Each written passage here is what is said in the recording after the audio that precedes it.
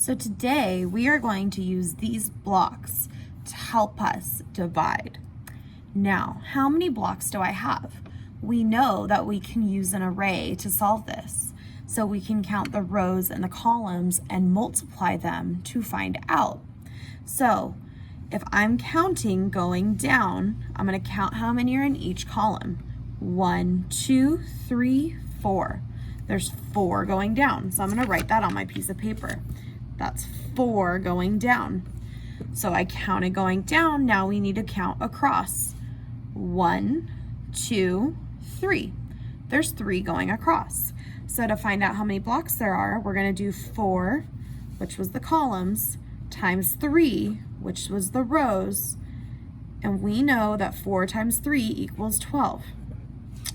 Another way that we could solve this is by adding. We could say 1, 2, 3, 4, 5, 6, 7, 8, 9, 10, 11, 12.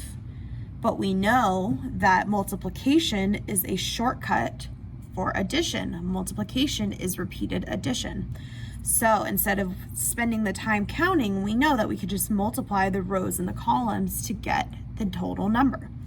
So now I know that I have 12 blocks here. What I want to do is I want to make a division problem. So if I wanted to divide, let's do 12, and let's do divided by 3. This is one way that you can write a division problem. You can use the division sign. 12 divided by 3. So the 12 is the total number of blocks that we have. Now we're dividing it by 3, so we need to break off these blocks into groups of 3. So I'm going to grab 3 at a time because we are dividing by 3. So I have 1 group of 3, 2 groups of 3, 3 groups of 3, and 4 groups of 3. Now each group has 3 blocks because I divided it by 3. Now let's count how many groups that we have. We have 1, 2, 3, 4. We have 4 groups of 3. So when we took 12 blocks and we divided it with 3 in each group, we got left with 4 groups. Now notice, these are the same numbers that were used in our multiplication problem. We used a 12, we used a 3, and we used a 4. That's because these numbers, 3, 4, and 12, are a fact family. They go together. So we could also say that division is repeated subtraction.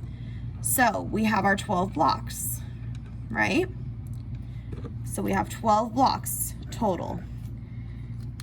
And if we wanted to subtract 3 each time, we would do 12 minus 3, and we have 9 left. So I did 12 minus 3.